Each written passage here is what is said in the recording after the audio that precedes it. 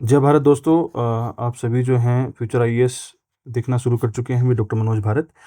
सबसे पहले तो आप लोगों का बहुत बहुत धन्यवाद। आपने जो 2 वीडियोज़ हैं उनको अच्छा फीडबैक दिया आप लोगों ने, दैट मोटिवेट्स मी।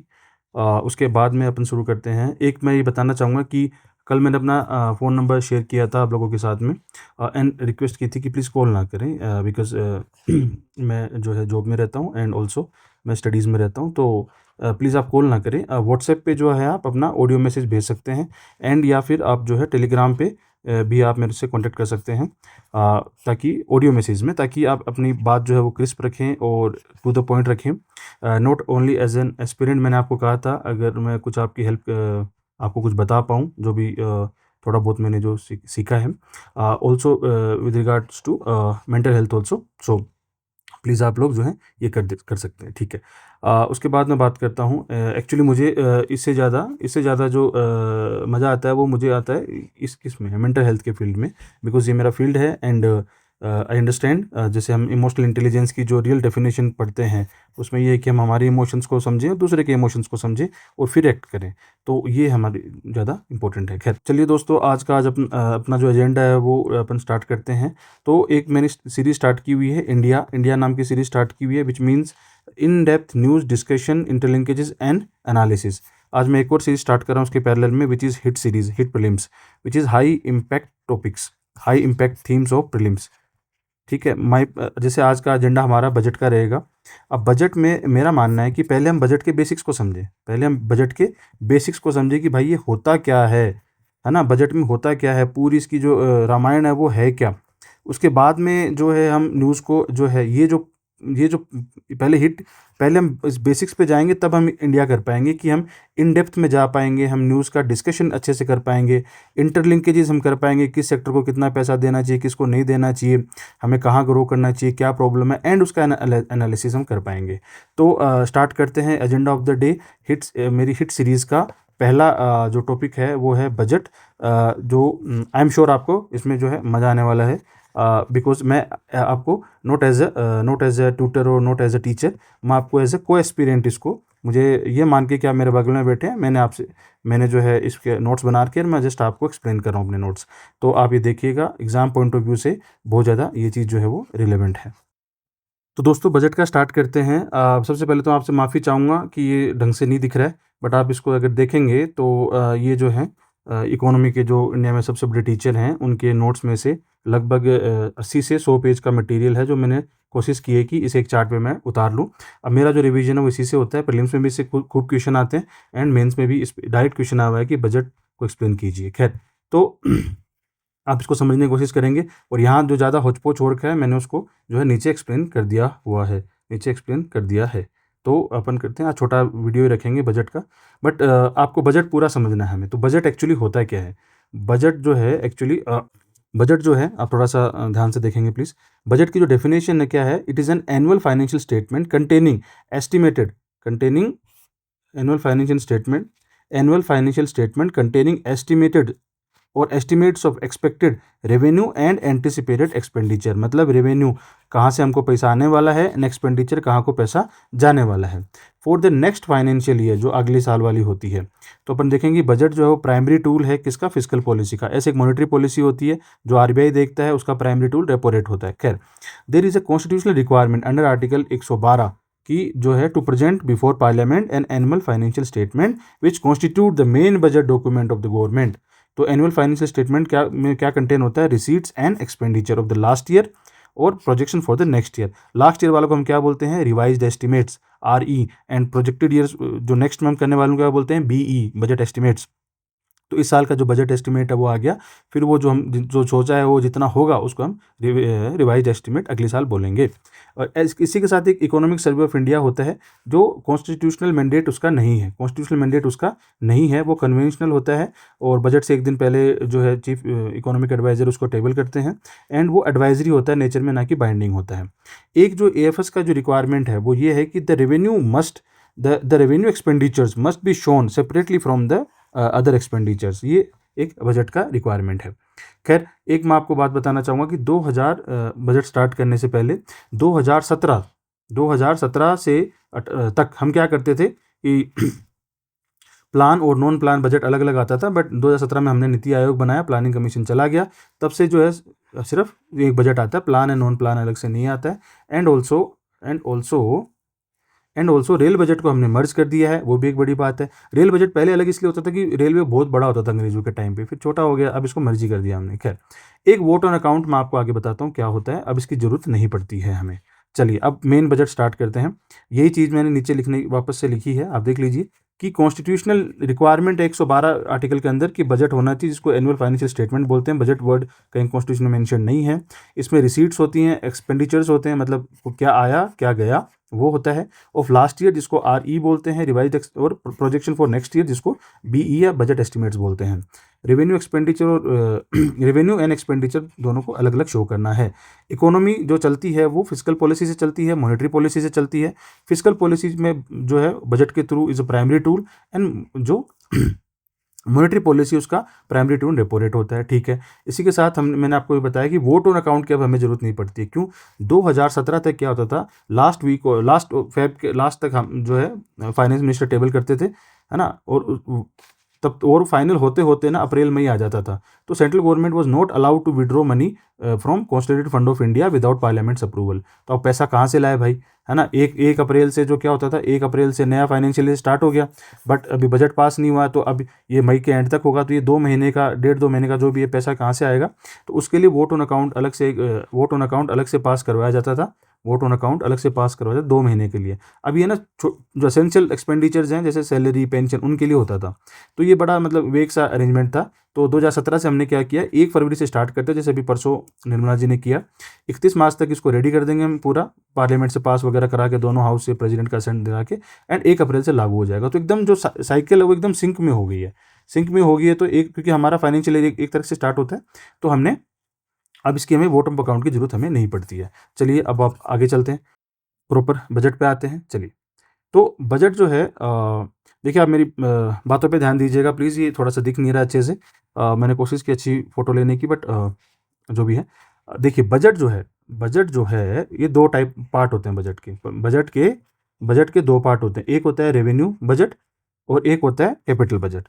एक होता है क्या, रेवेन्यू बजट, एक होता है कैपिटल बजट। रेवेन्यू बजट का मतलब क्या होता है और कैपिटल बजट का मतलब क्या होता है कि रेवेन्यू का मतलब होता है 1 साल से नीचे। आप देखेंगे रेवेन्यू बजट पहले अपन करते हैं कि associated with income and expenditure that are of temporary nature, यानी कि 1 साल से कम कि कोई भी इनकम हमको आई है, एंड और do not result into creation of permanent और कैपिटल एसेट्स। ठीक है, तो यानी कि 1 साल से या तो कम का कोई इनकम वगैरह हो, है ना, और या लगा हो, वो रेवेन्यू होता है, या कोई एसेट नहीं बना हो, या कोई लायबिलिटी नहीं कम हुई हो हमारी।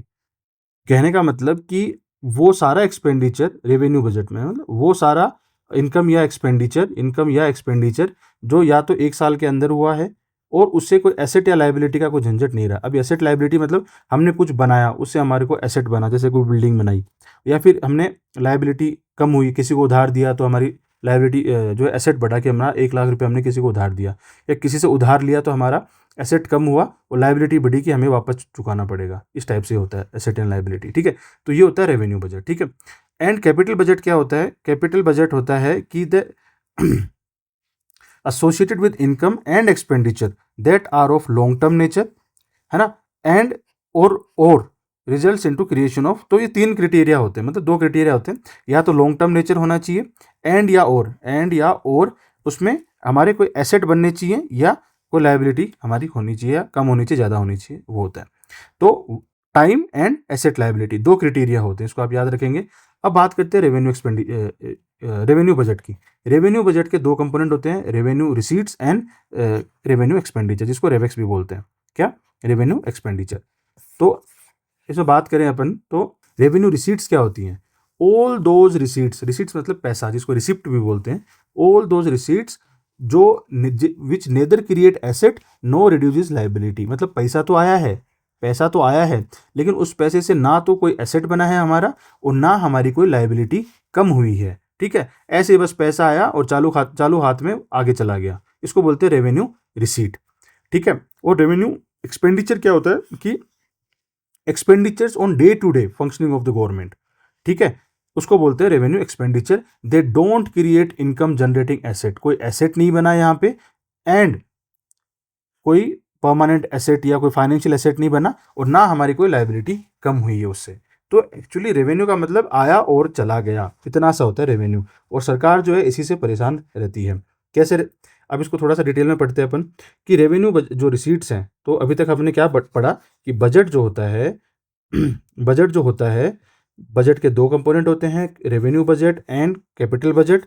और रेवेन्यू बजट के दो कंपोनेंट होते हैं, revenue receipts and revenue expenditure. अब रेवेन्यू रिसीट के आगे दो कंपोनेंट होते हैं, revenue tax receipt and revenue non tax receipt. इसी प्रकार से चलिए इसका आप करते हैं अपन। तो रेवेन्यू रिसीट जो है मैं आपको बताता हूँ, रेवेन्यू रिसीट मतलब जो टैक्स रिसीट्स हैं। अब टैक्स दो टाइप का होता है आगे, direct tax and indirect taxes. ये थोड़ा कम दिख रहा है तो आपको फ्रस्ट्रेटिंग लग रहा होगा, बट मेरा मेन जो पर्पस था उसको मैं अच्छे से भी बना सकता था, इस टाइप से बना सकता था, इस टाइप से। बट मेरा जो मेन पर्पस था वो था कि नोट्स मैंने कैसे बनाए हैं और आपको कैसे बनाने चाहिए, तो मुझे लगता है वो आपको शो करना था कि तो पर्पस मेरा मेन ये था। चलिए तो बात करते हैं अपन डायरेक्ट टैक्सेस। तो हमारे पास टैक्स रिसीट में क्या है, direct taxes and indirect taxes, इनकी बात करते हैं। अब यहाँ पे ज़्यादा ही रायता होचपोच और का, इसको मैंने नीचे लिख लिया। तो ये होगी टैक्स रिसीट। फिर होती है नॉन टैक्स रिसीट्स, कि पैसा आया लेकिन टैक्स की फॉर्म में नहीं आया, नॉन टैक्स की फॉर्म में आया। तो वो देखेंगे कहाँ कहाँ से आया। तो ये दो हो गई रेवेन्यू बजट के अंदर, रेवेन्यू रिसीट्स, रेवेन्यू रिसीट के अंदर tax receipt and non tax receipt, tax receipt के अंदर direct taxes and indirect taxes. ठीक है, ये हो गया रेवेन्यू बजट का रिसीट वाला पार्ट। और रेवेन्यू बजट का एक्सपेंडिचर वाला पार्ट फिर उसके बाद अपन देखेंगे। तो ये अपना पूरा का पूरा रेवेन्यू बजट हो जाएगा। चलिए तो डायरेक्ट टैक्सेस की बात करते हैं। पहले डायरेक्ट टैक्सेस की बात करते हैं। ये जो पार्ट हमने ये पढ़ लिया। ठीक है, डायरेक्ट टैक्सेस की हम बात करते हैं। डायरेक्ट टैक्सेस में क्या है जी, सेंट्रल गवर्नमेंट के कौन से टैक्सेस होते हैं एंड स्टेट गवर्नमेंट के कौन से टैक्सेस होते हैं। तो डायरेक्ट टैक्सेस के अंदर सेंट्रल गवर्नमेंट के कौन से टैक्सेस होते हैं और स्टेट गवर्नमेंट के कौन से टैक्सेस होते हैं। अब डायरेक्ट टैक्सेस चार चीज़ों पे लिया जाता है, ऑन इनकम यानी कि आपकी अर्निंग पे, ऑन ट्रांजेक्शन, ऑन एसेट्स यानी कि आपकी ओनरशिप आपकी प्रॉपर्टी पे, एंड ऑन एक्सपेंडिचर। तो सेंट्रल गवर्नमेंट को सबसे ज़्यादा मिलता है ऑन इनकम। इनकम जैसे दो टाइप की होती है इनकम, एक पर्सनल इनकम टैक्स होता है, एक कॉर्पोरेट टैक्स होता है। डिटेल में अपन आगे देखेंगे, अभी बेसिकली अपन देख रहे हैं कि बजट में होता क्या क्या है। तो सेंट्रल गवर्नमेंट डायरेक्ट टैक्सेस में क्या क्या लेता है, ऑन इनकम क्या क्या लेता है, personal tax, personal income tax and corporate tax. Transaction पे उसके बाद में क्या लेता है, अच्छा यहाँ पे सब ज़्यादा पैसे इनको काम पे आते हैं, इनकम से आते हैं, इस वाले डायरेक्ट टैक्सेस से आते हैं, फिर ट्रांजेक्शन वालों से आते हैं, फिर जो एसेट वालों से आते हैं, एंड फिर लास्ट तो ये। तो इनकम पे पर्सनल इनकम टैक्स हो गया एंड कॉर्पोरेट टैक्स हो गया। ऐसे ही ट्रांजेक्शन्स के ऊपर क्या हो गया, ट्रांजेक्शन्स के ऊपर एक होता है सिक्योरिटीज ट्रांजेक्शन टैक्स।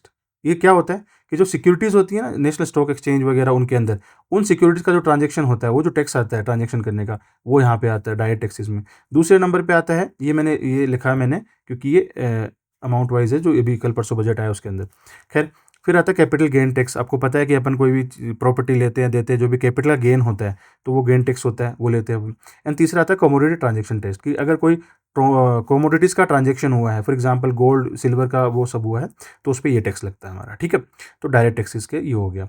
फिर ऑन एसेट की ऑन एसेट्स पे बात करें तो सेंट्रल गवर्नमेंट के पास कोई डायरेक्ट टैक्स नहीं है एसेट के ऊपर। ठीक है, ये स्टेट गवर्नमेंट के पास है। चलिए इनको देखेंगे। तो जैसे पहले एस्टेट ड्यूटी हुआ करती थी 85 में, उसको एबोलिश कर दी। फिर वेल्थ टैक्स हुआ करता था, उसको 2015 में एबोलिश कर दिया। अभी कंट्रोवर्सी है, एक जो क्या नाम था उनका, इकोनॉमिस्ट थे शायद, वो नोबेल प्राइज़ विनर हैं, उन्होंने बोला था कि इंडिया को वेल्थ टैक्स लगाना चाहिए वापस, क्योंकि यहाँ पे जो हमने देखा है ऑक्सफैम की रिपोर्ट, 1% लोगों के पास 40% वेल्थ है वगैरह वगैरह, तो वेल्थ टैक्स लगाना चाहिए। बट खैर उसकी एक अपनी डिबेट है, कभी इसको करेंगे। फिर बात करते हैं, आज अभी न्यू क्या है कि फॉरेन एसेट हैं इंडियंस के, while note tax on owning an asset, कि आप बाहर कुछ अगर एसेट ओन कर रहे हो तो आपने वहाँ की गवर्नमेंट को दिया होगा, हमें आप उस ओनरशिप पे आपको टैक्स नहीं चाहिए। बट अकॉर्डिंग टू अभी रिसेंट स्कीम आई है, फॉरेन एसेट डिस्क्लोजर स्कीम, ये क्या बोलती है, it imposes 30% tax on previously undisclosed foreign assets.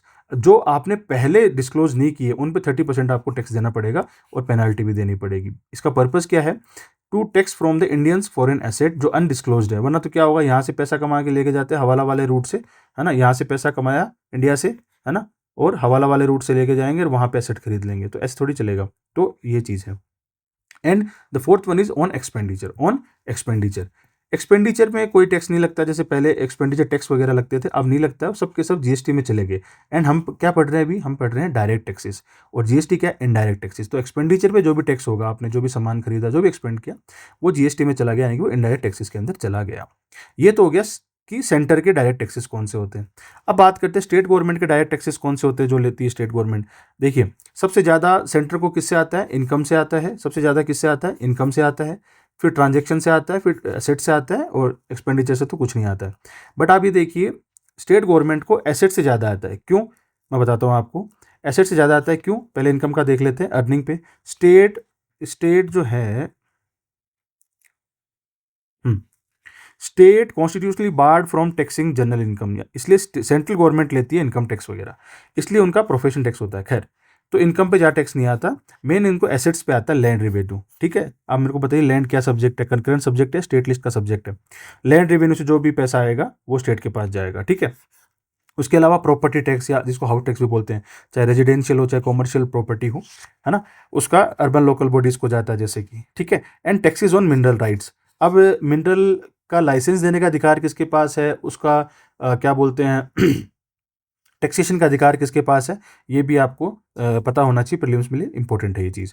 खैर, अभी अपन बजट का ओवरव्यू देख रहे हैं, तो डिटेल में मैं नहीं जा रहा हूँ, धीरे धीरे डिटेल में जाएंगे। तो एसेट हो गया। उसके बाद इनकम पे बात करें तो अब मैंने बताया कि इनकम पे तो नहीं ले सकते, लेकिन प्रोफेशन टैक्स जो है, प्रोफेशनल टैक्स जो है स्टेट गवर्नमेंट लेती है। और सेकंड नंबर पे आता है एग्रीकल्चर इनकम टैक्स। अब पंगा क्या है, प्रोफेशनल टैक्स पे अंडर आर्टिकल 276 कॉन्स्टिट्यूशनल सेनिंग है कि 2500 रुपये पर ईयर से ज़्यादा आप नहीं ले सकते।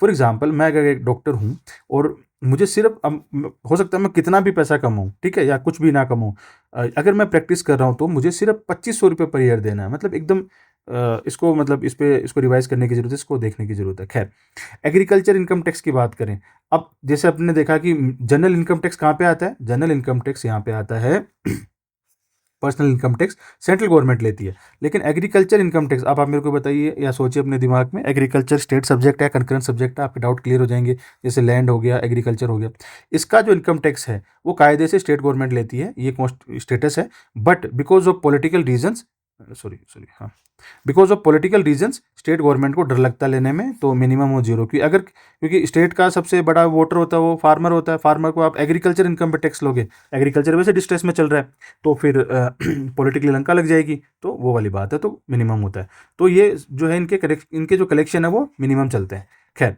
तो लैंड रिवेन्यू, इन पे ज़्यादा टैक्स आता है गवर्नमेंट, स्टेट गवर्नमेंट को, क्योंकि प्रॉपर्टी टैक्स भी अर्बन लोकल बॉडीज़ कहाँ ले पाती है, नहीं ले पाती है ना, और ये थोड़ा बहुत ये आता है। खैर, ट्रांजेक्शन की बात करें, अच्छा आप एक ऑर्डर देख रहे होंगे, इसमें ऑर्डर था नंबर 1 पे इनकम, नंबर 1 पे क्या था, इनकम था, नंबर टू पे ट्रांजेक्शन था, नंबर 3 पे एसेट्स था, एंड एक्सपेंडिचर तो था ही नहीं। यहाँ पे नंबर 1 पे है एसेट, एंड नंबर 2 पे इनकम है, एंड नंबर 3 पे ट्रांजेक्शन है। तो ये पूरा का पूरा ऑर्डर यहाँ पे उल्टा हो रखा है।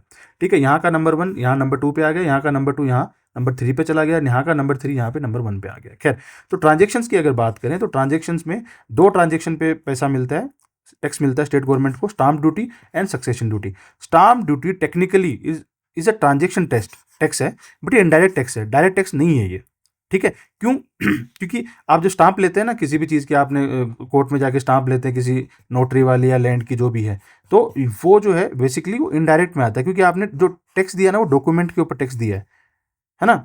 ऐसे ही सक्सेस तो जो है, हाँ, ये जो आपने टैक्स दिया वो किस पे दिया, आपने आपने डॉक्यूमेंट पे टैक्स दिया है, ना कि पर्सन एज अ पर्सन के आपकी वो उस पे दिया। तो ये टेक्निकली स्टाम्प ड्यूटी जो वो इनडायरेक्ट टैक्स में आती है। ठीक है, बट यहाँ पे ट्रांजेक्शन हो रखा है, तो यहाँ पे मतलब कुछ बुक्स इसको मेंशन कर देती हैं, आपको कंफ्यूज नहीं होना है।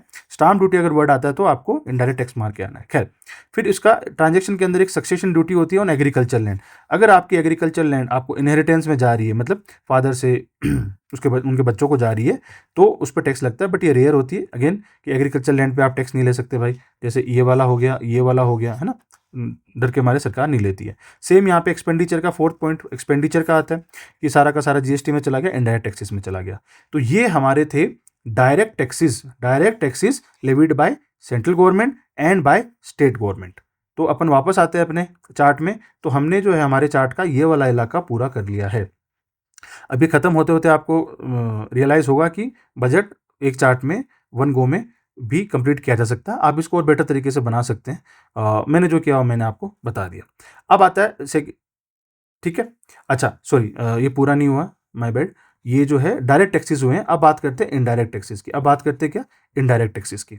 तो इनडायरेक्ट टैक्सेस में क्या आते हैं, इनडायरेक्ट टैक्सेस में ये देखिए, तो सेंट्रल गवर्नमेंट के इनडायरेक्ट टैक्सेस कौन कौन से होते हैं और स्टेट गवर्नमेंट के इनडायरेक्ट टैक्सेस कौन से होते हैं। इनडायरेक्ट टैक्सेस में सबसे बड़ी चीज़ तो जीएसटी अपने को पता है, central GST, state GST, integrated GST.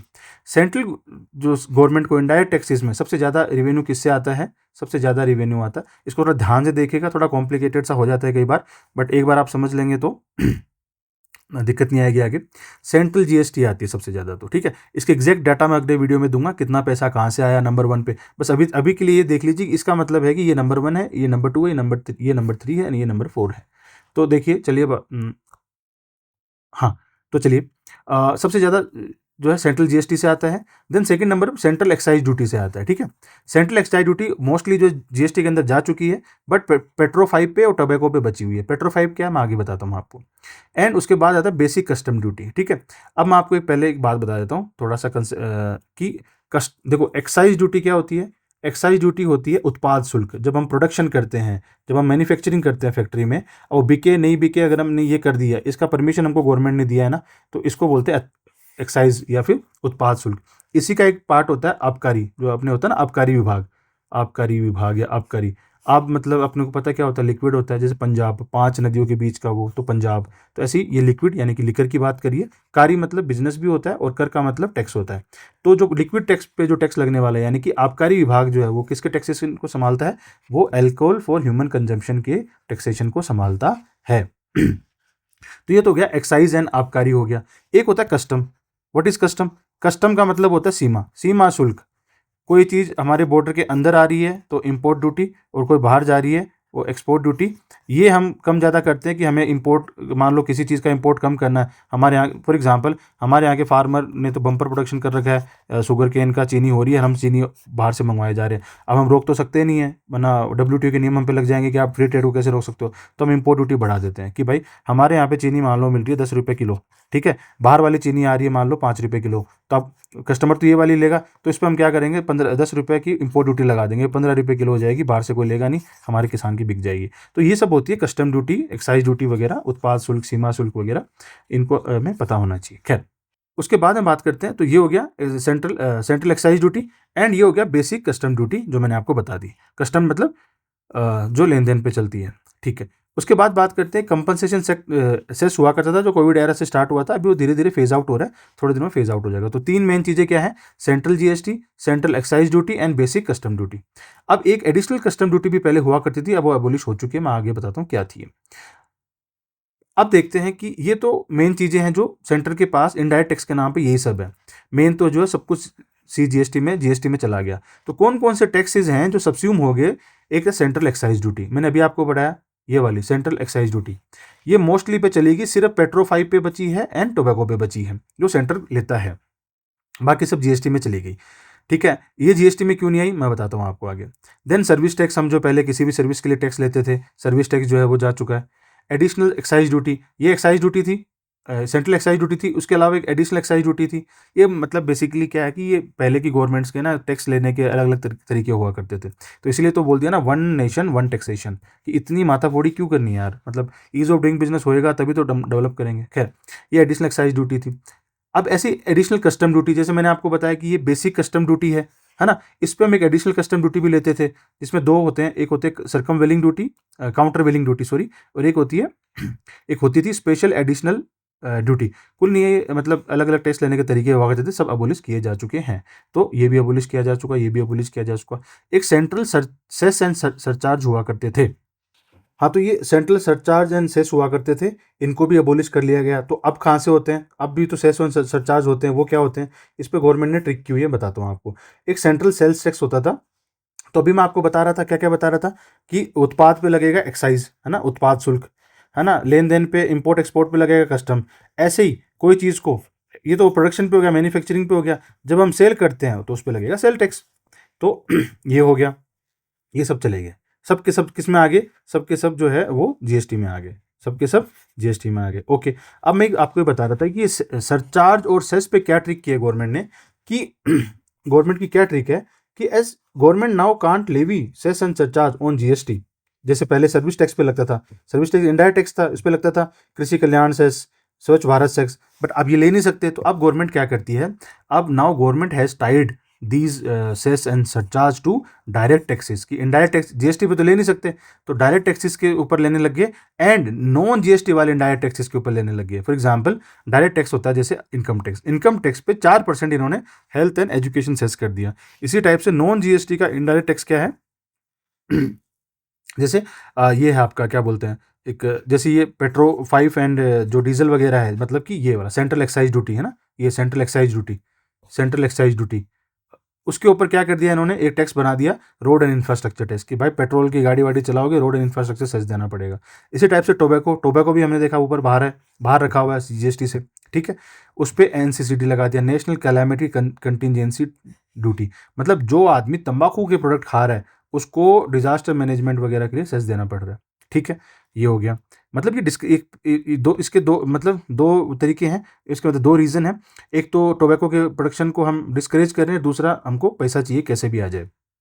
Then तीसरी चीज़ है जीएसटी कंपनसेशन सेस हुआ करता था पहले, जो जीएसटी के टाइम इसमें आया था ठीक है, कोविड के टाइम पे आया था कि स्टेट्स जो है वो उनको दिक्कत हो रही थी कि जीएसटी से उनके वाली जीएसटी से कुछ पैसा आ नहीं रहा था वगैरह, तो एक कंपनसेशन टैक्स सेस आया था जो कि अभी 2026 तक का ही था, अभी पता नहीं इसको कंटिन्यू किया है कि नहीं किया, आई एम नॉट अवेयर, इसको देखना आप, है ना, बट वैसे फेज आउट किया जा रहा है इसको एज पर माई इन्फॉर्मेशन। तो टोबैको एंड पान मसाला पे इसको रिप्लेस कर दिया, अच्छा ये रिप्लेस ही कर दिया ना, इसको किससे कर दिया, हाई हेल्थ सिक्योरिटी से नेशनल सिक्योरिटी सेस, कि हेल्थ सिक्योरिटी जब होगी तो नेशनल सिक्योरिटी होगी, ऐसा कुछ करके इसको सेस का नाम दे दिया। तो ये जो है निंजा टेक्निक है गवर्नमेंट की, कि सेस, क्योंकि सेस तो गवर्नमेंट को लेना पड़ेगा, क्यों लेना पड़ेगा, टैक्स जो है ना, टैक्स फाइनेंस कमीशन की रिकमेंडेशन के अकॉर्डिंग स्टेट के साथ जो फेडरल मैकेनिज्म है शेयर करना पड़ता है, बट सरचार्ज एंड सेस नहीं करना पड़ता। तो ये जितना भी पैसा आता है ना गवर्नमेंट को इन चीज़ों से इन चीज़ों से इन चीज़ों से, वो सेंट्रल पूल में रहता है। खैर ये हो गया। अब यहाँ पे जो बहुत कंफ्यूजिंग सी चीज़ है कि क्या जीएसटी में गया है क्या नहीं गया है, यहाँ पे आप देखिए मैंने आपको बताया क्या क्या नहीं गया है। अब थोड़ा ये समझने वाली बात है कि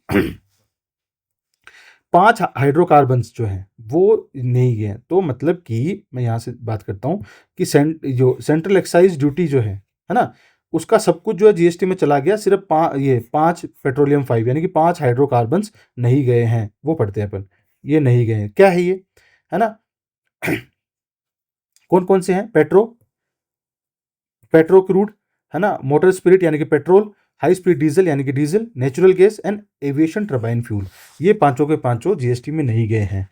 इनको वह temporarily kept out of GST, है ना, स्टिल सब्जेक्ट टू, इसमें अभी यहाँ पे दो लोग टैक्स लेते हैं, एक तो सेंट्रल एक्साइज टैक्स लगता है यानी कि जो प्रोडक्शन का टैक्स है, ये कौन लेती है, सेंट्रल गवर्नमेंट लेती है, कि भाई क्रूड आया बाहर से इंपोर्ट होके उस पर रिफाइन उसको प्रॉपर वो यूजेबल पेट्रोल वगैरह, वो आपको पता होगा फ्रैक्शनल डिस्टिलेशन, पढ़ लेना भाई, कभी भी एग्जाम में दे सकती है UPSC, what is fractional distillation, कि क्रूड से हम अलग अलग चीज़ें निकालते हैं, diesel, petroleum, kerosene, aviation turbine fuel वगैरह वगैरह, तो फ्रैक्शनल डिस्टिलेशन करके, तो ये इस सब पे टैक्स लगता है क्या, सेंट्रल एक्साइज टैक्स, जो कि कौन लेता है, प्रोडक्शन पे, जो कि सेंट्रल गवर्नमेंट लेती है।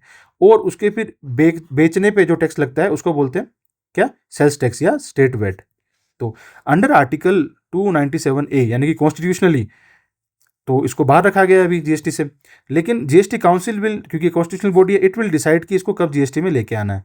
अभी इसको इसलिए बाहर रखा गया है कि स्टेट्स को ये रेवेन्यू का एक बड़ा रेवेन्यू टैक्सेशन मतलब इनकम का बड़ा सोर्स था, तो इसको इसलिए बाहर रखा हुआ है। ये हो गया। अब बात करते हैं फॉर एग्जांपल, जैसे मैं आपको समझाता हूँ कि XYZ आइटम है, मान लीजिए कि पेट्रोल है, पेट्रोल के प्रोडक्शन में जो रिफाइनरी या फैक्ट्री में होता है क्रूड से, उस पर सेंट्रल एक्साइज जो है सेंट्रल गवर्नमेंट को जाएगा, क्योंकि हमने परमिशन दी है सेंट्रल गवर्नमेंट ने आपको ये करने की, तो ये सेंट्रल गवर्नमेंट को जाएगा, जीएसटी में नहीं जाएगा। मार्केट में आप सेल कर रहे हो, पेट्रोल पंप पे आप सेल कर रहे हो, तो ये सेल टैक्स लगेगा यहाँ पे, जो स्टेट गवर्नमेंट को जाएगा। क्यों, क्योंकि हाँ स्टेट बोलेगा हमारे बॉर्डर्स में पंप पे निकल रहा है। तो आप समझ गए बेसिक डिफरेंस क्या है, कि क्रूड से जो पेट्रोलियम बन रहा है तो इस पर एक्साइज लगेगा प्रोडक्शन का, वो सेंटर लेगा, और ये जो है पंप पे जाएगा तो स्टेट लेगा सेल टैक्स बोल के। खैर अब बात करते हैं आगे। तो शायद अभी तक मैं आप लोगों को समझा पाया हूँ कि सेंट्रल जो एक्साइज ड्यूटी है वो मोस्टली जो CGST में जा चुकी है, बट पेट्रो 5 पे यानी कि इन चीज़ों पे अभी तक नहीं गई है। ये जो काउंसिल डिसाइड करेगी कब जानी है, ठीक है। एक कस्टम ड्यूटी, दूसरा है कि ये स्टेट्स का एक्चुअली सेल टैक्स, कि स्टेट इस पे सेल टैक्स लेगा, तो मैं स्टेट के साथ इसको आप लोगों को एक्सप्लेन करता हूँ, ठीक है। एक यहाँ पे एक पॉइंट ये देखना था कि इसलिए जो है ना पेट्रोल, क्योंकि ये सब जो बखेड़ा होता है इसकी वजह से पेट्रोल जो है वो पेट्रोल डीजल इतना महंगा होता है। क्यों? मान लो हमको क्रूड तो सस्ता मिल जाता है, उससे जो है हम ना 50 रुपये का हमको मिल गया, ठीक है, क्रूड बाहर से इंपोर्ट कर लिया, उस पर सेंटर ले लेगा 20 रुपये सेंट्रल एक्साइज ड्यूटी, और फिर 70 रुपये का हो जाएगा, और फिर जब स्टेट में जाएगा तो स्टेट उससे पे 20 रुपये ले लेगा सेल्स टैक्स बोल के या स्टेट वेट बोल के, तो 90 रुपये का हो जाएगा।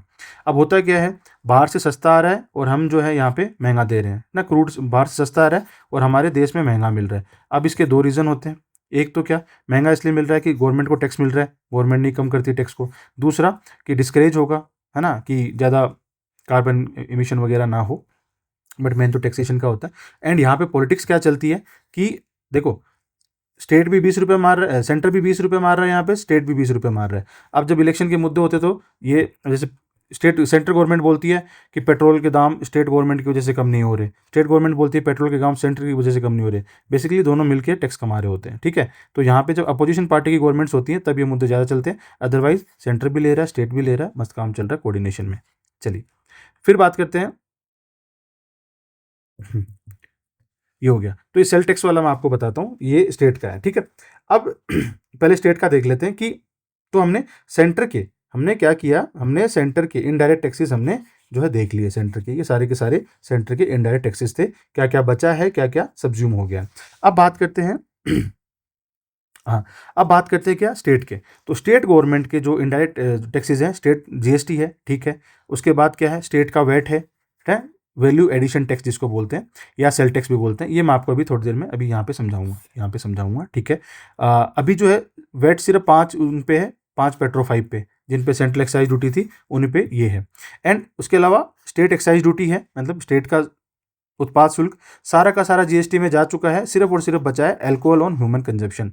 ना यहाँ पे इंपॉर्टेंट बात यह है, एल्कोहल अदर किसी चीज़ के लिए यूज़ हो रहा है, फॉर एग्जांपल हैंड सैनिटाइजर के लिए यूज़ हो रहा है ना, एल्कोहल का फॉर्मूला आपको पता होगा, CH5OH, है ना, तो वो GST में जाएगा। बट ह्यूमन कंजम्पशन के लिए जो भी अल्कोहल है, इसको आपको ध्यान रखना, ये किस में जाएगा, स्टेट की एक्साइज ड्यूटी में जाएगा। क्यों? ये भाई वही मैं आपको जो आपका बता रहा था, ये बड़ा सोर्स है रेवेन्यू का, स्टेट ने इसको छोड़ दिया तो स्टेट की दिक्कत हो जाएगी, खैर इसलिए नहीं छोड़ते हैं, खैर। उसके बाद बात करते हैं स्टाम्प ड्यूटी। तो मैं आपको ऊपर बता रहा था कि स्टाम्प ड्यूटी डायरेक्ट टैक्स नहीं है, इनडायरेक्ट टैक्स है, तो यहाँ पे आ गया स्टाम्प ड्यूटी या रजिस्ट्रेशन फीस। अभी रियल स्टेट में जैसे जैसे बूम आ रहा है, इसका टैक्सेशन बढ़ रहा है। देन बात करते हैं इलेक्ट्रिसिटी ड्यूटी। तो on consumption and sale of electricity, मान लो कि मेरे घर पे, जैसे मैं जिस राज्य से मैं आता हूँ उस घर पे अगर मैंने इलेक्ट्रिसिटी कंज्यूम की है तो इलेक्ट्रिसिटी का ड्यूटी मेरे को देनी पड़ेगी। अच्छा, मैंने अपने ऊपर सोलर जो है वो लगा लिया पैनल, अब मैं कुछ रख रहा हूँ, कुछ मैं ग्रिड में दे रहा हूँ, तो मेरे को जो है सेल करूंगा तो मान लो मेरे को 100 रुपये मिल रहे हैं, तो उसमें भी कुछ मेरे को इलेक्ट्रिसिटी ड्यूटी बोल के गवर्नमेंट को देना पड़ेगा। तो ये इनडायरेक्ट टैक्सेस हैं। सब्स्यूम कौन कौन से हुए GST के अंदर, स्टेट का वेट एंड सेल टैक्स सारे के सारे हो गए, एक्सेप्ट कौन से, पेट्रो 5 एंड एल्कोहल, इन दो को छोड़ के सबके सब हो गए, है ना, ये और एल्कोहल, इनको छोड़ के बाकी सारे के सारे GST में चले गए। सेंट्रल सेल टैक्स, अब सेंट्रल सेल टैक्स हमने यहाँ भी पढ़ा, सेंट्रल सेल्स टैक्स यहाँ भी पढ़ा और यहाँ भी पढ़ रहे हैं भाई। ये क्या ना, it was levied by the central government, मतलब उनका बनता था, बट इसको अप्रोप्रिएट यानी कि कलेक्ट या it was kept by state government only. तो अब ये भी चला गया, है ना। एंड देन लग्जरी टैक्स चला गया, है ना। ऐसे आप देखेंगे ना, जो वेल्थ टैक्स था ना, वेल्थ टैक्स जो मैं ऊपर बात कर रहा था, वो डायरेक्ट टैक्स का पार्ट था, अबोलिश कर लिया गया। लग्जरी टैक्स जैसे होटल, स्पा, रिजॉर्ट में आपको लग्जरी सर्विस ले रहे हैं उसके लिए होता था, वो जा चुका है सारा का सारा, ये सारा का सारा GST में आ चुका है। एंट्री टैक्स है, octroi tax on goods crossing border, Rajasthan का हरियाणा में जा रहा है, हरियाणा का तो ये वाला टैक्स लगेगा। इंटरटेनमेंट टैक्स, यहाँ पे भैया ध्यान देना, ध्यान देना, इंटरटेनमेंट टैक्स है ना, स्टेट गवर्नमेंट तो आप नहीं ले सकती, वो GST में चला गया, बट अगर लोकल बॉडीज ले रही है एंटरटेनमेंट टैक्स, ये बहुत इंपॉर्टेंट चीज़ है, वो सब्स्यूम नहीं हुआ GST में। फॉर एग्जांपल किसी गांव में, किसी म्यूनसिपैलिटी में कोई मेला लग रहा है, कोई हाट लग रहा है, कोई सर्कस लग रहा है, तो इनका फॉर एग्जांपल अम्यूजमेंट टैक्स करके वो ले सकते हैं, ये सब्स्यूम नहीं हुआ है। देन परचेज टैक्स है ना, कोई आइटम पे परचेज टैक्स, जैसे कोई ग्रेन वगैरह पे, ये सब्स्यूम हो गया। Taxes on lottery, betting, gambling, ये चलता रहता है, GST में जा चुका सारा का सारा। स्टेट के सेस एंड सरचार्ज, जो मैंने आपको कंसेप्ट समझा दिया, स्टेट क्या ट्रिक करते हैं इसके अंदर, ठीक है। उसके बाद में हम बात करते हैं, ये जो स्टेट का मैं आपको बताने वाला था, वो मैं आपको ये बताने वाला था कि ये देखिए, आप यहाँ पे थोड़ा ध्यान से देखेंगे। हाँ, तो important sale tax and state VAT में क्या होता है, ओनली ऑन पेट्रो 5, है ना, जो मैंने ऊपर बताया, ये पेट्रो 5 है ना, and alcoholic liquor for human consumption. अब ये जो पेट्रो 5 है ना, ये तो जीएसटी काउंसिल विल डिसाइड, है ना, कि ये कब जाने चाहिए जीएसटी में। बट जो alcoholic liquor for human consumption, ये इतना इंपॉर्टेंट सोर्स ऑफ रेवेन्यू है कि it is constitutionally excluded from GST, will never come under GST unless constitution is amended. इसको अगर जीएसटी में लाना है तो कॉन्स्टिट्यूशन को अमेंड करना पड़ेगा। कॉन्स्टिट्यूशन को क्या करना पड़ेगा, अमेंड करना पड़ेगा फिर से, तब जाके इसमें आएगा। ये बात है, इंपॉर्टेंट चीज़ है। अभी क्या होता है ना, अभी स्टेट जो है, स्टेट की जो एक्साइज ड्यूटी लेते हैं प्रोडक्शन के ऊपर, ठीक है, अल्कोहल के, है ना, प्लस स्टेट वेट भी लेता है। तो स्टेट यहाँ पे दो दो टैक्स लेता है अल्कोहल के ऊपर, ठीक है। इसीलिए आप देखेंगे मतलब मैंने सुना है, I don't know exactly, but beer की जो टोटल कॉस्ट आती है ना, बहुत कम होती है। जैसे कोई बियर है तो उसकी टोटल कॉस्ट जो है वो इतनी ज़्यादा नहीं होती है। बियर की टोटल कॉस्ट इतनी ज़्यादा नहीं होती है। आप देख लो, बोतल का 10 रुपये बोतल का होगा, उसमें थोड़ा बहुत वो जो का पानी डालने का होगा, बट वो मिलती है 180 रुपये की। ये टैक्सेशन वगैरह ये सब मिला मिला के हो जाता है ये सब। तो चलो अच्छी बात है, लोग कम दारू पियेंगे। बट पॉइंट ये है, देखिए अभी क्या हो रहा है, अभी जो है स्टेट एक्साइज ड्यूटी भी ले रही है, मैंने बताया एक्साइज इज प्रोडक्शन, उत्पाद शुल्क प्रोडक्शन पे, एंड स्टेट वेट भी ले रही है, सेल्स ड्यूटी या सेल्स टैक्स भी बोलते हैं, सेल्स पे ले रही है। अब इनमें दोनों में क्या डिफरेंस है, व्हाट इज स्टेट वेट यानी वैल्यू एडेड टैक्स या सेल टैक्स। एक बार देख लीजिए, इतना ज़्यादा काम का नहीं है, बट आपको पता होना चाहिए कि सेल टैक्स है ना, it is a older method, single point tax होता था, और वेट जो है it is a newer multi point taxation. जो अभी हम पेट्रोलियम अल्कोहल के लेते हैं उसको वैल्यू एडेड टैक्स बोलते हैं, और जो सेल्स टैक्स था वो मोस्टली अभी फेज आउट हो चुका है। सेल टैक्स में क्या होता था, सेल टैक्स में होता था कि वो simply added to final price at the shop. यहाँ पे ना कैस्केडिंग हो जाती थी कि भाई मैन्युफैक्चर जो है ना, जो मैन्युफैक्चर कर रहा है, जो प्रोडक्शन कर रहा है, उसको टैक्स देगा होलसेलर, होलसेलर को टैक्स देगा रिटेलर, और रिटेलर को टैक्स देगा कंज्यूमर, मतलब इनडायरेक्टली, इनडायरेक्ट टैक्स है नहीं। तो कैस्केडिंग हो जाती थी कि बहुत चीज़ें जो है वो बहुत ज़्यादा महंगी पड़ जाती थी, है ना। टैक्सेशन तो कैस्केडिंग एक इंपॉर्टेंट वर्ड, आप ध्यान रखना। अब वेट में क्या होता है ना, it is a multi point taxation. इसमें क्या होता है, tax collected at every stage. ये जो चेन है ना, इसके एवरी स्टेज पे होगा, ये बात तो सही है। बट क्या होगा, क्रेडिट मिलेगा, कि एवरी स्टेज पे क्या मिलेगा, जैसे ये पूरा का पूरा तो ठीक है, but each of this manufacture wholesaler retailer they get a credit for tax they already paid.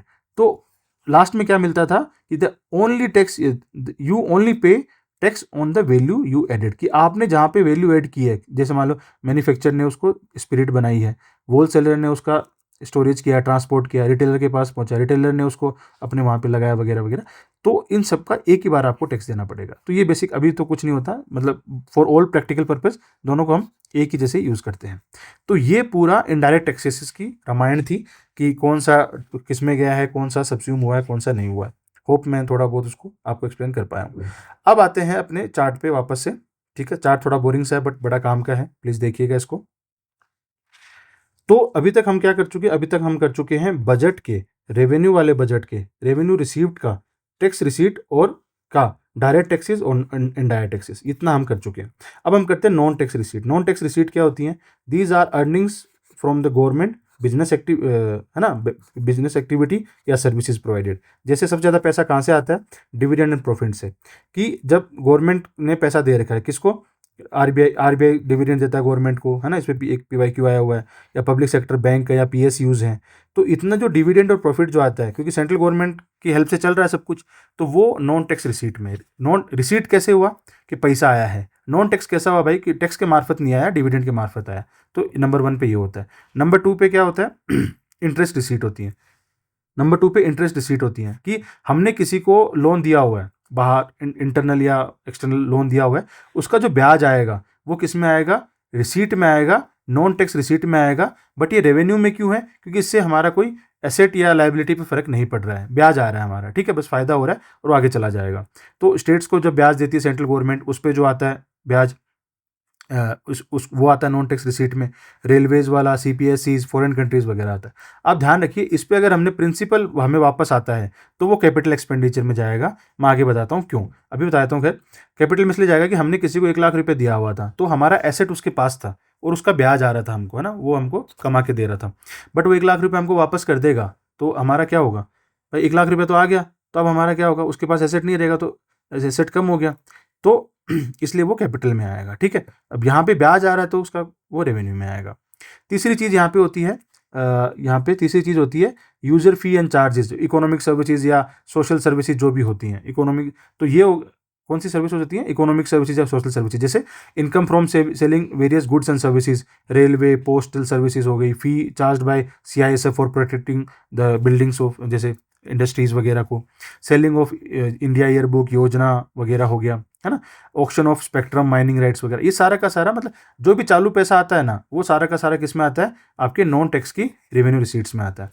इसके अलावा हम ग्रांट इन एड हमें जो मिलता है ना, रिसीव्ड बाय सेंट्रल गवर्नमेंट, मान लो भारत में बड़ी आपदा आ गई, इतनी बड़ी आपदा मतलब नहीं, मतलब कोई बड़ी आपदा आ जाए, और बड़ी आपदा आ जाए तो हमें बाहर से पैसा लेना पड़ रहा है, लोन का नहीं, ग्रांट में पैसा लेना पड़ रहा है। ठीक है, तो वो इसमें आएगा। क्यों, लोन में तो लेंगे तो चुकाना पड़ेगा, चुकाना पड़ेगा मतलब हमारी लायबिलिटी होगी, वो कैपिटल में आएगा। यहाँ पे हमारी लायबिलिटी नहीं है, वो चुकाना नहीं पड़ेगा, ग्रांट है ना, तो वो किस में आ गया, इसमें आ गया, किसमें, नॉन टैक्स के रिसीट में आ गया, रेवेन्यू वाले में। ठीक है, अगर हमने लोन लिया है ना तो कैपिटल रिसीट में जाएगा। चलो आगे देखते हैं। और फिर ये जितना भी खर्चा हुआ है इसी, मतलब जितना भी पैसा आया है, ये रेवेन्यू रिसीट्स, ये सारा रेवेन्यू रिसीट अगर यूटी का आता है ना, विदाउट लेजिस्लेचर, जैसे लक्षद्वीप, चंडीगढ़ वगैरह, वो सारा भी इसी के अंदर जाएगा, नॉन टैक्स रिसीट के अंदर। ठीक है, अब जो भी मतलब अब जैसा भी क्वेश्चन आए, इस पे क्वेश्चन आते रहते हैं, क्या कैपिटल एक्सपेंडिचर है क्या नहीं है, तो आप इसको कर सकते हैं। तो जैसे अब अगला आता है, अभी तक हमने क्या कर लिया, अभी तक हमने कर लिया, वापस रिवाइज करते हैं एक बार, वापस से रिवाइज करते हैं। अभी तक हमने क्या किया है, अभी तक हमने किया है बजट, बजट का रेवेन्यू, बजट रेवेन्यू, बजट का रेवेन्यू मतलब हम समझ में आ गया, रेवेन्यू क्या है, 1 साल से कम का हो या एसेट लाइबिलिटी का कोई लेना देना नहीं हो, उसका हमने रेवेन्यू रिसीट भी कर लिया। रेवेन्यू रिसीट का हमने क्या क्या कर लिया, टैक्स रिसीट कर लिया, नॉन टैक्स रिसीट कर लिया। टैक्स रिसीट में हमने दो चीज़ें की, direct taxes and indirect taxes. ठीक है, एक यहाँ पे ये जरूर पढ़ेंगे अपन, न्यू इनकम टैक्स एक्ट जो है वो बाद में देखेंगे। खैर अभी बजट का ओवरव्यू चल रहा है। अब बात करते हैं कि हमारे कैपिटल बजट की। कैपिटल बजट का मतलब क्या है कि या तो लॉन्ग टर्म आपने कुछ बनाया है, और या फिर आपका या तो एसेट लायबिलिटी कम या ज़्यादा हुई है। तो सॉरी, रेवेन्यू एक्सपेंडिचर देखना भूल गए थे, रेवेन्यू एक्सपेंडिचर देखते हैं। रेवेन्यू एक्सपेंडिचर क्या होता है, अभी अपन रेवेन्यू वाला चल रहा है, तो रेवेन्यू रिसीट का पूरा कर लिया अपन ने। अब बात करते हैं रेवेन्यू बजट में रेवेन्यू रिसीट का कर लिया, रेवेन्यू एक्सपेंडिचर की बात करते हैं। तो रेवेन्यू एक्सपेंडिचर में मतलब कि हमारा ऐसा पैसा जिसने हमें कोई, ना तो पैसा तो खर्च हो गया एक्सपेंडिचर, लेकिन ना कोई एसेट बना के दिया, ना कोई लायबिलिटी कम की। जैसे इसमें बहुत इंपॉर्टेंट चीज़ें आती हैं, जैसे हमने इंटरेस्ट पे किया, ठीक है, प्रीवियस लोन्स के ऊपर, ठीक है, जो भी सरकार करती है।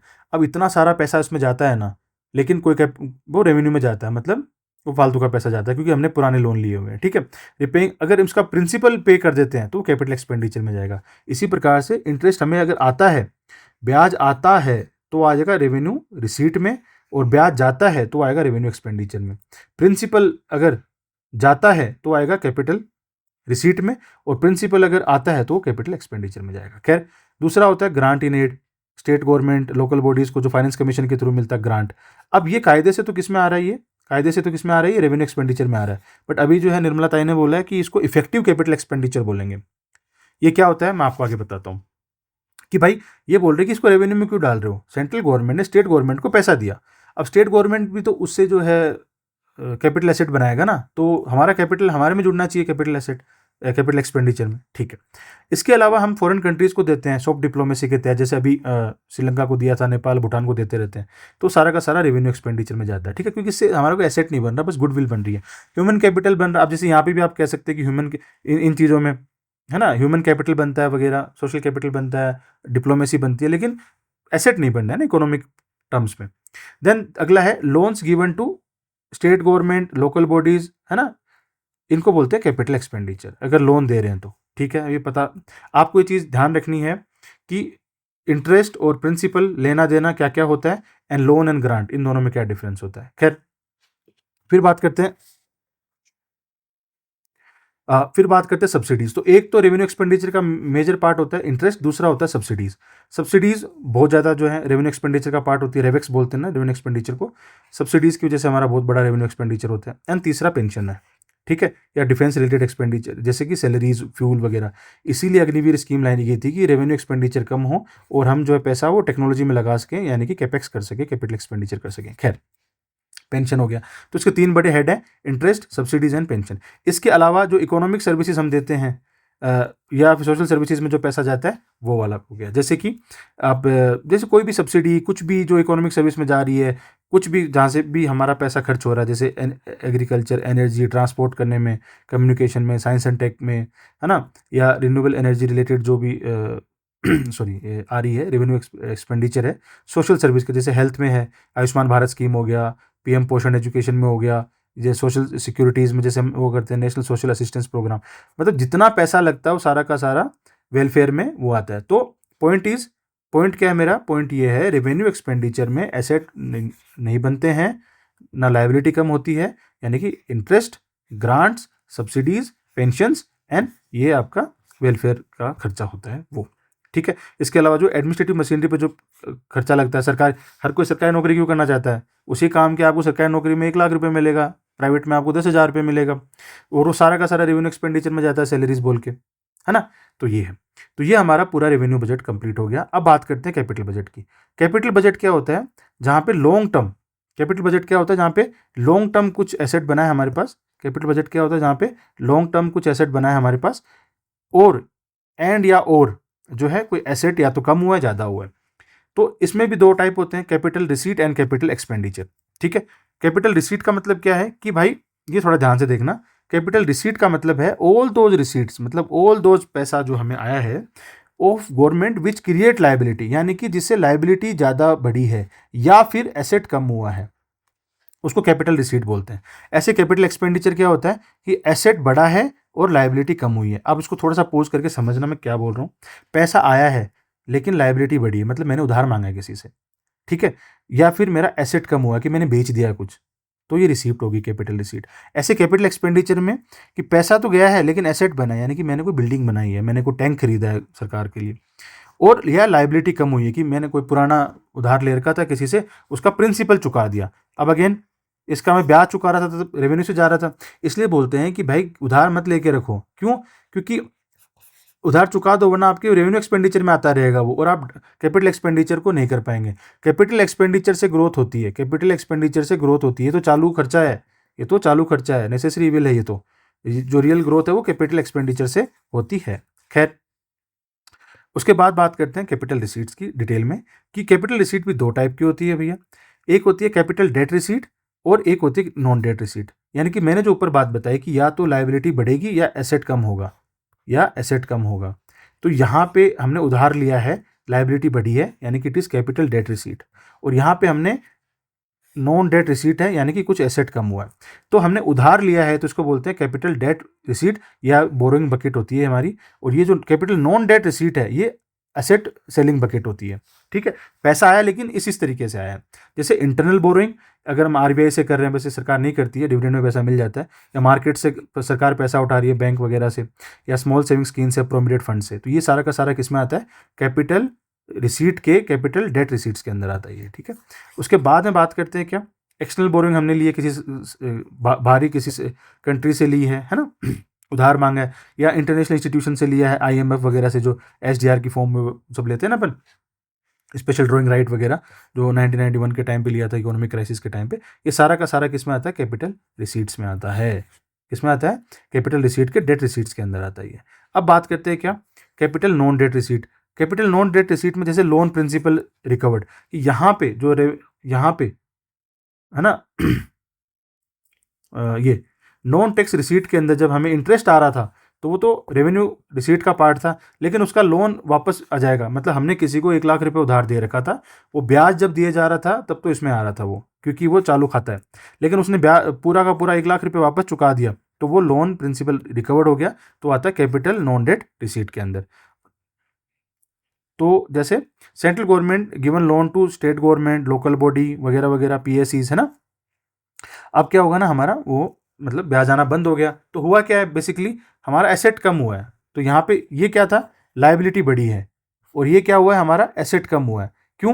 पैसा आ रहा था ब्याज अच्छा खासा, अब वो नहीं आएगा क्योंकि प्रिंसिपल हमें मिल गया अमाउंट, ठीक है, मूल मिल गया। दूसरा होता है क्या, डिसइन्वेस्टमेंट। कि डिसइन्वेस्टमेंट एक्चुअली क्या होता है कि सरकार ने 50% से ज़्यादा शेयर अपने बेच दिए हैं, यानी कि सरकार जो है सॉरी उल्टा बोल गया, कि डिसइन्वेस्टमेंट का मतलब होता है कि सरकार ने 50% से ज़्यादा शेयर अपने पास रखे हैं, बाकी बेच दिए हैं। तो गवर्नमेंट इज इन कंट्रोल, है ना, government is in control, majority stakeholder है, इसको बोलते हैं डिसइन्वेस्टमेंट। बहुत सारे जैसे बहुत सारे बैंकों में कई जगह पे हमने कर रखा है कि 74% सरकार ने रखा हुआ है, लगभग 51% ज़्यादा सरकार के पास होना चाहिए। That is called disinvestment. Privatization word से अपोजिशन बहुत चिढ़ती है, तो सरकार डिसइन्वेस्टमेंट करती है ज़्यादातर। दूसरा है प्राइवेटाइजेशन। अब प्राइवेटाइजेशन वर्ड मैं बता रहा था कि बहुत चिढ़ती है अपोजिशन, तो यहाँ प्राइवेटाइजेशन का कंसेप्ट क्या है कि सरकार ने 50% से ज़्यादा स्टेक अपने बेच दिए हैं। ठीक है, फॉर एग्जाम्पल एयर इंडिया, चाहे 99% बेच दो, सारा बेच दो, लेकिन 50% से ज़्यादा को प्राइवेटाइजेशन कहते हैं। ठीक है, अब यहाँ पे एक वर्ड आता है कि स्ट्रेटेजिक डिसइन्वेस्टमेंट करती है सरकार। ये क्या होता है, थोड़ा सा प्लीज दिख नहीं रहा होगा, स्ट्रेटेजिक डिसइन्वेस्टमेंट। यहाँ पे सरकार क्या करती है, सरकार ट्रांसफर ऑफ मैनेजमेंट कंट्रोल कर देती है। ठीक है, और एक होता है एसेट मोनेटाइजेशन। इन दोनों में डिफरेंस क्या होता है? एसेट मोनेटाइजेशन में सरकार क्या करती है कि सरकार का जो सामान पड़ा है, मतलब मान लो एक बिल्डिंग पड़ी है सरकार की, उसको सरकार ने लीज पे दे दिया लंबे टाइम के, तो सरकार के पास क्या होगा, ये कैपिटल नॉन डेट रिसीट में आएगा, क्योंकि लीज पे दे दिया, 50 साल की लीज पे दे दिया फॉर एग्जांपल, या लैंड दे दी है ना, रेंट पे नहीं दी है। रेंट का जो, क्योंकि रेंट का मंथली रेंट आएगा, तो मंथली रेंट किस में आएगा, वो नॉन टैक्स रिसीट में आएगा, मंथली इसमें आएगा, नॉन टैक्स रिसीट के अंदर आएगा। ठीक है, तो सरकार ने लीज पे दे दिया, इसको बोलते हैं एसेट मोनेटाइजेशन। तो अभी पाइपलाइन वगैरह हमने बनाई हुई है एसेट मोनेटाइजेशन की, इतना आइडल पड़ा है, इतना मतलब फालतू पड़ा है हमारे पास, इतना सारा एसेट है ना, इतनी ज़मीनें पड़ी हैं सर, ये प्राइवेट सेक्टर को दे दो, वो लोग कमाएंगे, सरकार को जो है एक बार लमसम अमाउंट आ जाएगी। एक चीज़ तो यहाँ पे अब सरकार का ओनरशिप तो इसमें ट्रांसफर नहीं हुआ, फिर ये कैपिटल में कैसे आया? ऐसे आया भैया, मतलब एसेट तो नहीं कम हुआ हमारा, फिर ये कैपिटल में कैसे आया? ऐसे आया कि भाई इसको राइट टू यूज भी तो एक प्रकार का एसेट था हमारा, अब हमारे पास नहीं रहा, हमने 30 साल के लिए 50 साल के लिए किसी प्राइवेट एंटिटी को दे दिया, यहाँ से इसको ऑपरेट करने के लिए या कुछ टैक्स कलेक्ट करने के लिए या कुछ भी करने के लिए। अब वो जो मुनाफा होगा किसका होगा? वो प्राइवेट एंटिटी का होगा, इसलिए इसको हमने किस में रखा है? कैपिटल बजट के, कैपिटल रिसीट के, कैपिटल नॉन डेट रिसीट के अंदर रखा है। अच्छा, ऐसे स्ट्रेटेजिक इन्वेस्टमेंट में क्या करते हैं हम लोग कि हमने ट्रांसफर ऑफ मैनेजमेंट कंट्रोल कर दिया, जैसे एयर इंडिया का अच्छा एग्जांपल है। ठीक है, तो गवर्नमेंट जो है ना प्राइवेटाइजेशन वर्ड यूज नहीं करती है, गवर्नमेंट वर्ड यूज करती है स्ट्रेटेजिक डिसइन्वेस्टमेंट, की हमने सोच समझ के किया जो किया, ताकि मतलब ऐसा लगे कि अच्छा काम किया। खैर, फिर आता है last but not the least is capital expenditure. ठीक है, ये सबसे इंपॉर्टेंट चीज़ है अपने बजट के लिए। कैपिटल एक्सपेंडिचर जिन कंट्रीज का ज़्यादा अच्छा होता है वो अच्छी ग्रो करती हैं, इसको कैपेक्स भी बोलते हैं। मतलब कि वो एक्सपेंडिचर जहाँ जिससे या तो हमारा एसेट बना है या लायबिलिटी कम हुई है। जैसे capital asset for various schemes, ministry, debt वगैरह, जैसे कि हमने सरकारी कोई बिल्डिंग बनाई, कोई व्हीकल खरीदा, कोई डिफेंस प्रिक्योरमेंट किया, वो किस में आएगा? कैपिटल एक्सपेंडिचर में, यानी कि हमारा एसेट बना है। ठीक है, दूसरा लायबिलिटी कम हुई हो, जैसे हमने कोई लोन का प्रिंसिपल वापस कर दिया है, इंटरनल डेट का या एक्सटर्नल डेट का, तो लायबिलिटी कम हुई हो हमारी, ये हो गया। अब यहाँ पे एक बात ध्यान देने वाली है कि फॉर एग्जाम्पल मान लो डिफेंस का हमने एक टैंक खरीदा, तो किस में जाएगा? डिफेंस का हमने एक टैंक खरीदा, डिफेंस का हमने एक टैंक खरीदा, टैंक खरीदा तो किस में जाएगा? कैपेक्स में, क्योंकि एक एसेट क्रिएट हुआ हमारे पास, अब इससे हम जो है बम फोड़ेंगे पाकिस्तान पे। लेकिन इसका जो मान लो फ्यूल आएगा वो किस पे जाएगा? वो टेक्निकली जाना चाहिए किसमें? रेवेन्यू एक्सपेंडिचर में, यहाँ जाना चाहिए। क्यों? क्योंकि ये तो चालू खर्चा है ना। अच्छा, इसमें थोड़ा कन्फ्यूजन रहता है कि ये कैपिटल भी हो सकता है, ये एक्चुअली ये रेवेक्स भी हो सकता है और कैपेक्स भी हो सकता है ना। इसको आप और कन्फर्म किया जाना चाहिए। मैंने पूछा था सर से, मेरे को कंक्रीट रिप्लाई नहीं मिला इसके ऊपर। खैर, इसके अलावा कैपेक्स में क्या क्या आता है? लोन्स टू सीपीएसई वगैरह, सरकार जब लोन देती है ना तो वो इसमें आता है। ठीक है, कैपेक्स में आता है, इसको इफेक्टिव कैपिटल एक्सपेंडिचर भी बोला गया है। चलिए अब इसमें कैपेक्स में थोड़ा सा आपको और बताता हूँ डिटेल में कि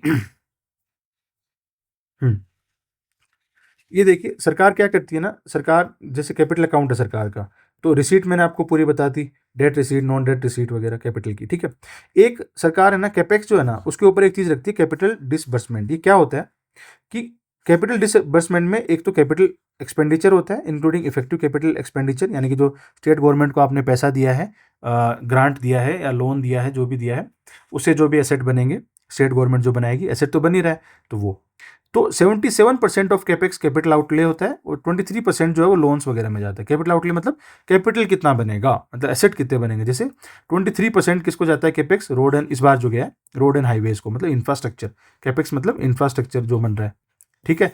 फिर 22% किसको गया है, 23 इसको गया है, 22 पॉइंट रेलवेज को गया है। फिर डिफेंस को 19% बढ़ा जाता है कैपेक्स में, है ना, because 2025 was the year of defence modernisation reforms वगैरह। देन होम अफेयर्स को, मिनिस्ट्री ऑफ होम अफेयर्स, है ना, जैसे दांतेवाड़ा रीजन वगैरह में डेवलपमेंट करवानी है या और भी कुछ चीज़ें, ये हो गया है। अदर्स को 10% जाता है। ये हो गया क्या, कैपिटल आउटले। 23% क्या होता है, loan and advances, loan to states and loan to public enterprises. State को अगर लोन दे रहे हैं तो बजट अभी वाले बजट में स्टेट को सेंट्रल गवर्नमेंट ने 1.5 लाख करोड़ रुपए का 50 ईयर का इंटरेस्ट फ्री लोन दिया है स्टेट गवर्नमेंट को। इसको किस में रखा गया, इफेक्टिव कैपिटल एक्सपेंडिचर में, कि गवर्नमेंट बोल रही है भाई इसको हम रेवेन्यू एक्सपेंडिचर में नहीं रखेंगे, है ना, इसको हम इफेक्टिव कैपिटल एक्सपेंडिचर में रखेंगे, क्योंकि स्टेट गवर्नमेंट उसे एसेट बनाएगी तो वो कैपिटल माना जाएगा। अब आता है, ये हो गया। और पब्लिक इंटरप्राइजेस को, जैसे एफसीआई को दिया, है ना, एमएसएमई को दिया, मतलब पब्लिक इंटरप्राइजेस को हम जो भी दे रहे हैं, लोन दे रहे हैं, वो इसमें आएगा, ठीक है।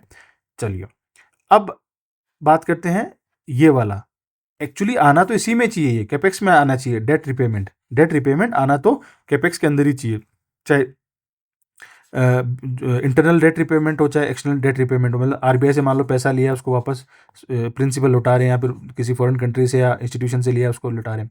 लेकिन इसको सरकार अलग हेड में रखती है, कैपेक्स में नहीं रखती है। इसको बोलते हैं disbursement for repayment of debt. अलग से क्यों रखती है, इसका लॉजिक ये है, it is not shown in the capex. क्यों, इसके दो रीज़न है। अगर इसको हमने कैपेक्स पे, आइडियली कैपेक्स ही है ये, क्योंकि इससे हमारी लायबिलिटी कम हो रही है, बट ये मिसलीडिंग हो जाएगा जनता के लिए।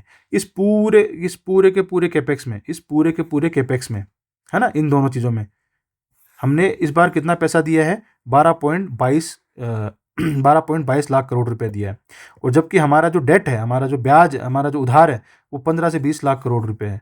तो टोटल 30 लाख करोड़ रुपए हो जाएगा। अगर इसको एक साथ कर दिया तो पब्लिक को लगेगा कि सरकार 30 लाख करोड़ रुपए खर्च कर रही है, जो कि मिसलीडिंग हो जाएगा, एक बात। दूसरा, सरकार भी ये नहीं चाहती। अब 30 लाख सरकार भी चाहती है कि हम अलग अलग दिखाए कि भाई इतना पैसे से हम इंफ्रास्ट्रक्चर क्रिएट कर रहे हैं और इतना पैसे से हम जो है लाइबिलिटीज़, जो पुरानी गवर्नमेंट ने लाइबिलिटीज़ ले रखी हैं, उनको कम करने में लगे हुए हैं। पॉइंट इज कि कैपेक्स को ये वाला दो हेड अलग दिखाने का रीज़न है, सरकार चाहती है ये बताना कि वी आर क्रिएटिंग एसेट्स, और इसको अलग इसलिए रखा हुआ है कि सरकार चाहती है दिखाना कि we are reducing our liabilities. तो ये पूरा का पूरा बजट है ना। आप इसको मैं और अच्छी फ़ोटो डालने की कोशिश करूँगा ताकि आप बेटर समझ पाएँ। तो एक क्विक रिवीजन कर लेते हैं कि ये बजट है। बजट में रेवेन्यू बजट है, कैपिटल बजट है। रेवेन्यू बजट में रेवेन्यू रिसीट होती हैं, रेवेन्यू एक्सपेंडिचर होता है। रेवेन्यू रिसीट में टैक्स रिसीट होती हैं, नॉन टैक्स रिसीट होती हैं, और टैक्स रिसीट में डायरेक्ट टैक्स होते हैं, नॉन इनडायरेक्ट टैक्सेस होते हैं, और रेवेन्यू एक्सपेंडिचर हमने पढ़ लिया। ऐसे कैपिटल बजट में कैपिटल रिसीट्स होती हैं और कैपिटल एक्सपेंडिचर होता है, और कैपिटल रिसीट में कैपिटल डेट रिसीट्स होती हैं और कैपिटल नॉन डेट रिसीट्स होती हैं, और कैपिटल एक्सपेंडिचर होता है। थैंक यू वेरी मच, आप लोगों ने इतना सुना। आई होप मैं कुछ मीनिंगफुली कुछ बता पाया हूँ चीज़ों को। अगर मेरे प्रेजेंटेशन की वजह से, चार्ट की वजह से कुछ दिक्कत हुई है तो आप मुझे बताइएगा। मैं जो है फ्रेश जो है ऐसा इस टाइप का चार्ट बना के, इस पे स्क्रीन पे चार्ट बना के आपको अच्छे से समझा दूंगा। Thank you very much. जय भारत। प्लीज़ अगर आपको ये मीनिंगफुल लगा हो या कुछ काम का लगा हो तो please share it, spread it and subscribe my channel. Thank you. Good night. जय भारत।